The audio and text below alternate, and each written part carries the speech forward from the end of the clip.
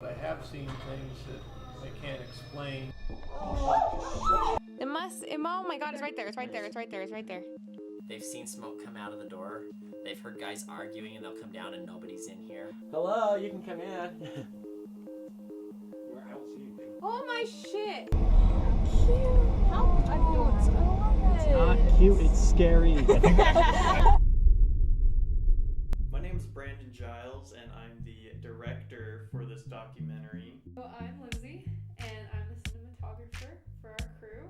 I'm Kathleen, and I'm the editor of this documentary. My name is Jake Lyman, and I am the equipment manager for the film crew. We set out just to, to experience some of these supposedly haunted locations, which we had, researched previously and kind of heard about. In the morning, we all met at the library and kind of got all our equipment together, and we struggled a bit, but we eventually took off. Oh lordy. Let's get all of it. Have mercy. Alright, Well, I got a horse. so right now we are heading to Porter's Place in Lehigh.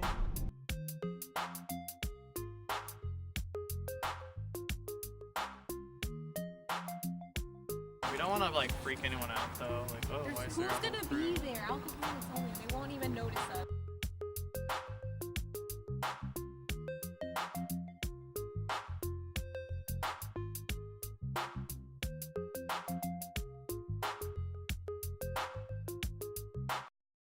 The first location that we hit up was a place called Porter's Place, and it's like this old-time bar. I wasn't really sure what to expect, but we got there and it was pretty sweet. So Porter's Place is this 1800s kind of Wild West style bar. It's a restaurant dedicated to the owner, Porter Rockwell. The urban legend for Porter's Place is that there's an unknown ghost that lingers in the vicinity. Some people claim that it's Porter Rockwell. He used to be Joseph Smith's bodyguard, but to many, it's just an unknown ghost. We got an interview with the owner of the bar, Bob. Yeah, I've been here over 30 years, and of course I've heard lots of rumors. And I don't really believe in ghosts myself, but I have seen things that I can't explain. Probably the most to me is I've been here by myself in the middle of the night, and I've very plainly heard footsteps on the roof. I've had lots of people doing work at different times over the last 30 years. I know what it sounds like, people on the roof. And I'll go outside and there's absolutely no one there. There's been 2 or 3 times we've been up front and the door is just open wide. No wind at all that day. It opened wide and then it shut. Nobody's there. We keep the back door locked. We can hear the back door slam. It slams kind of loud when somebody comes through. We've heard the back door slam. We come back here, the door is still locked. Brandon had the bright idea to take us upstairs where the hauntings happened. Yeah, Brandon decided to take us upstairs. A bunch of babies, so. Yeah, speak for yourself. Okay, Oh my god. So I was excited to see upstairs, but it's like once you get up the first little flight of stairs, it just gets an eerie feeling. I just looking in No. creeps me out. Came to a dark room, and we decided to investigate because we heard stuff in there. And so we went in. A complete nightmare. That's fun. Let's go. Yeah. Our group ran into some trouble. Was there someone in there? Them. They actually got scared up there by the other crew. It was the fucking crew. It was the other crew. That was the behind the scenes crew. The other crew scared the crap out of me. You assholes. I think secretly they wanted to scare us. Of course we didn't see anything. We didn't have any encounters with ghosts, and we weren't expecting to, but it was really cool just to experience the atmosphere of Porter's Place. Now on to the next place. Moving on.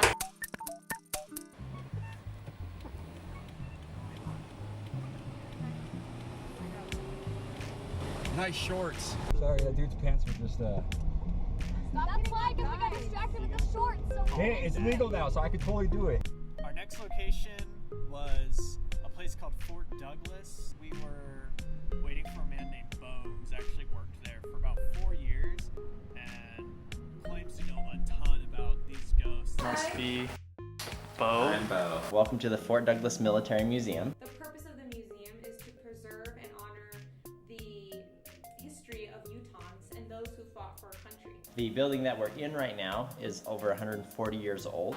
It was built approximately 1874 through 1876 period. We do a lot of collecting of folklore or ghost paranormal stories here. I'm gonna take you guys down into the basement here.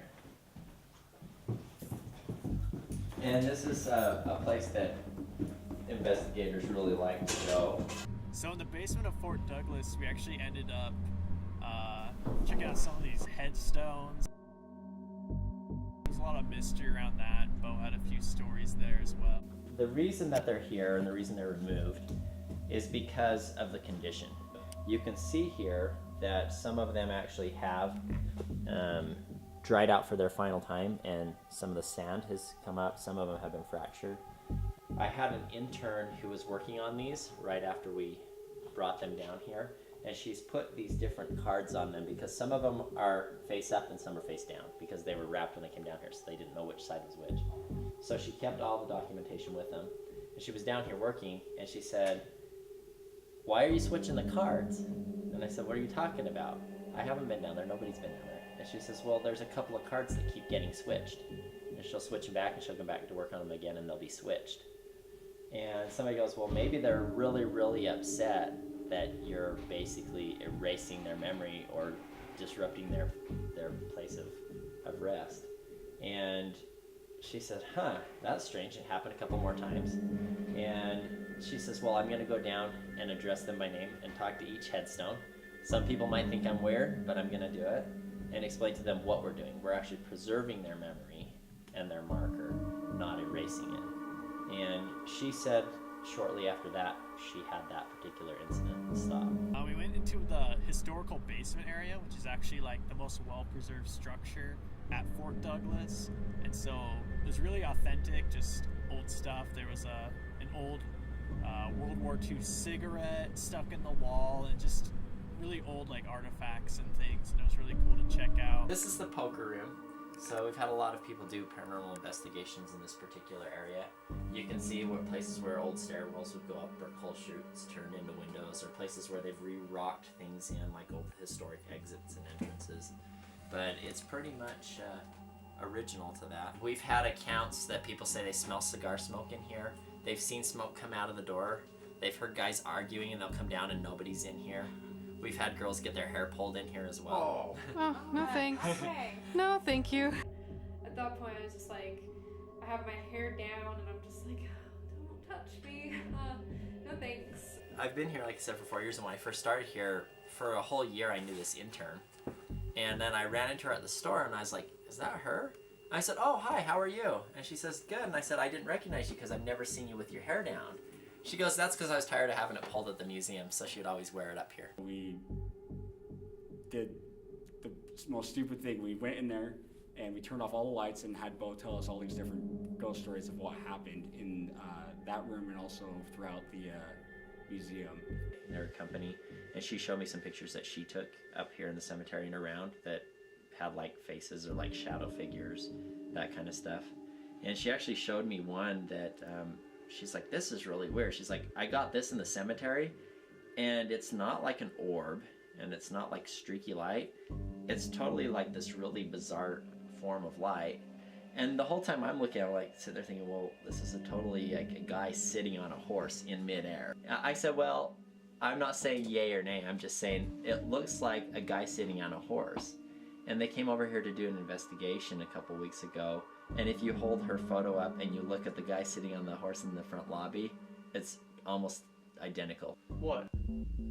What? He's down here, and I look up, and by the door, there's a shadow just moving, and I was like, oh my gosh, there's something over there, and there's not supposed to be any coworkers down there, and we thought we were alone in this basement, and So I immediately pointed out.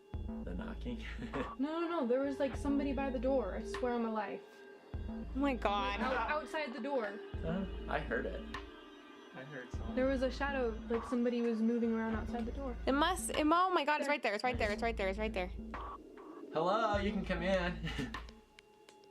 Where I don't see anything. Oh my shit! And I was actually kind of scared myself. I couldn't see what was going on. I was kind of towards the back. Okay, I'm done. I'm done. I'm done. Oh lord. Okay. Yeah, way to go. Honestly, It's always them. The other crew comes in and I felt so stupid. And it did turn out. It was the other crew again. Just wrong place, wrong time, fucking things up. Pick up where you left off. You guys are assholes. I had a lot of fun doing this project. It was a little bit like the real world TV show on MTV where you just have people bantering and bickering back and forth. I thought it was a lot of fun, and I thought it was really interesting to see all these old places and just the history behind Utah. The whole experience with this documentary was an interesting one. I think it's fascinating to see all the history of Utah and our country. Overall, I think it was a pretty gratifying experience, actually. We got to see all these new places that we didn't know about. We got to meet a lot of cool new people, and we did get scared, not for the right reasons, of course, but I think it was just a lot of fun, and it was fun going up there with the crew and having everyone up there. Just being there to learn about these places and just have a good time. Oh my god, don't do that. These beats are so fresh.